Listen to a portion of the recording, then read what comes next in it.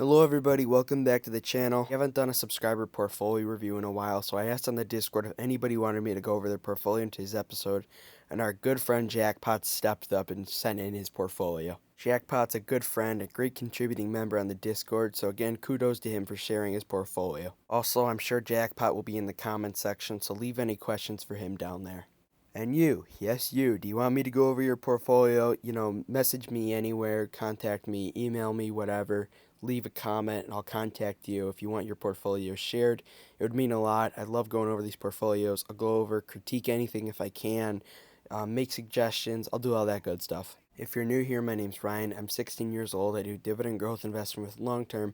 It would mean a lot if you guys could smash that subscribe button if you find content about dividend investing valuable. Now that you've done that, smash the like button while you're at it, turn on post notifications, and of course, roll the intro. Hello, I like money. Another shout out to Jackpot for making this really easy to read in Google Notes. So Jackpot's just a bit older than me. He's 19 years old, and his financial goal is to have enough funds for his future family to live comfortably. Tremendous goal. And another thing, in my opinion, if you're investing before the age of, 21 or 22, typically when most college graduates get their first job, you're already 10 steps ahead of the game. Thankfully, I was lucky enough to have a good supporting family system to encourage me to invest. That's a video for another day, and I started at 14, so it's been a good 2.5 years so far. Still learning, still growing. So anything invested before the age of 21, 22, that's, 10x extra money. The format here is, the percentage of your portfolio weight. You guys know me, general weighting. I don't love to have anything over, 15% in my portfolio. If it's a really good company like Microsoft or Apple, I'm fine with having it at near 15%. To start off, he has 8% of his portfolio in VU. You can't go wrong with that whatsoever. He has another 8% of it in Berkshire Hathaway Class B, which is, kind of like an index fund, holding of companies in a basket. So I approve of that definitely. Next, he has 10% of his portfolio in VGT, which I just looked up, which is a Vanguard Technology Fund. A good portion of their portfolio in VGT is made up of companies that I think very highly of, for example, Apple, Microsoft, Visa, so I definitely approve of that. Information technology is also a very fast-growing sector, and I think for his long-term time horizon, he's only 19, obviously this is going to be a very good fund to hold. Next, he has 10% of his portfolio in SCHD, which is a Schwab Dividend Equity Fund. I think very highly of this fund. They have a lot of high-quality companies in it. I know Joseph Carlson thinks highly and owns a lot of it too. Definitely approve of it. Then he has 5% of his portfolio in Home Depot. I like Home Depot as a dividend growth stock. They have a really good economic moat and brand, and I can't really say anything negative about them. Next, another 10% of his portfolio is in Waste Management, which is quite literally a garbage stock. Waste Management was one of the first stocks that I ever bought, and I think it's a tremendous stock. It's recession-proof. You can't really go wrong with buying it. I'm stupid and only own one share, but they aren't exactly trading really cheap right now, and I'll buy more eventually. Next, here's an interesting one. He has 7% of his portfolio in Airbnb. I recently stayed in Airbnb, and I gotta say that their business model is pretty interesting, considering they don't really have to put in any work.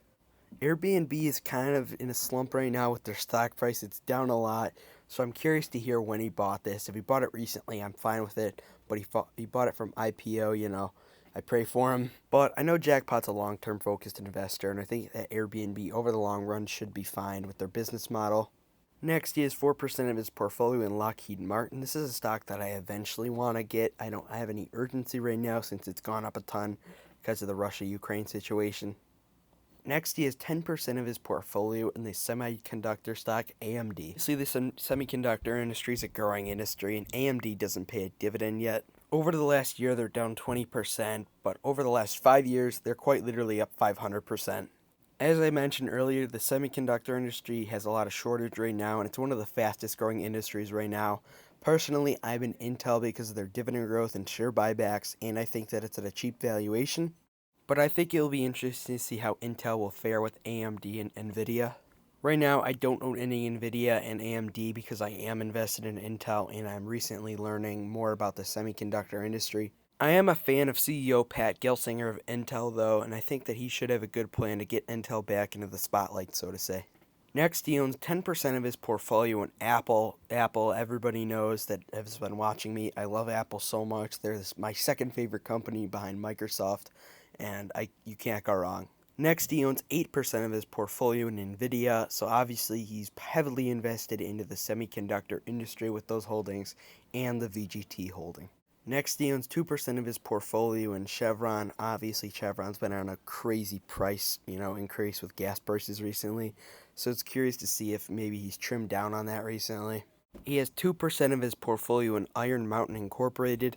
I've never heard about this stock previous to getting his portfolio, but I did some research and they are a data protection company. They also pay a really nice 5% dividend yield.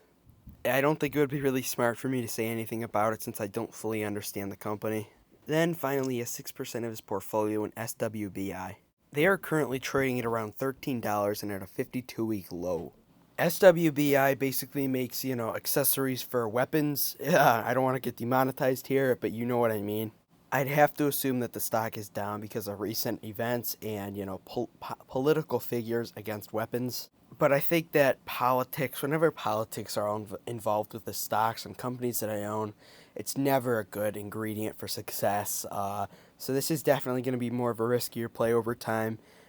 It's also going to depend a lot on who might be in president in 2024. Obviously, right now with Biden, he's against, the weapon manufacturing and all that stuff. But, respect for investing in it. And, it'll be interesting to see where it goes. And obviously, with the ban of weapons and possible ban of weapons with politicians, it'll be interesting to see how the stock will perform. And guys, that's gonna wrap up his portfolio. Honestly, if I have any feedback, it might be just to watch what you invest in and see like how it will be impacted by world events, if anything. But honestly, I like 90% of his portfolio. And even the 10% that I may not love, that's 10% of risk. He's 19 years old. You're supposed to have a bit of risk in your portfolio. With me, I don't have any risk. I own 3 shares of Tattooed Chef worth $15. But Jackpot, tremendous portfolio. I'd give it an A. Just not, you didn't get an A plus just because, they had a few positions that I weren't too fond of, but small portions of your portfolio. I really appreciate you sending in your portfolio. Guys, once again, I upload every Tuesday and Saturday. Smash the like button, subscribe, turn on post notifications, and do dividend stocks, not drugs. Have a good one.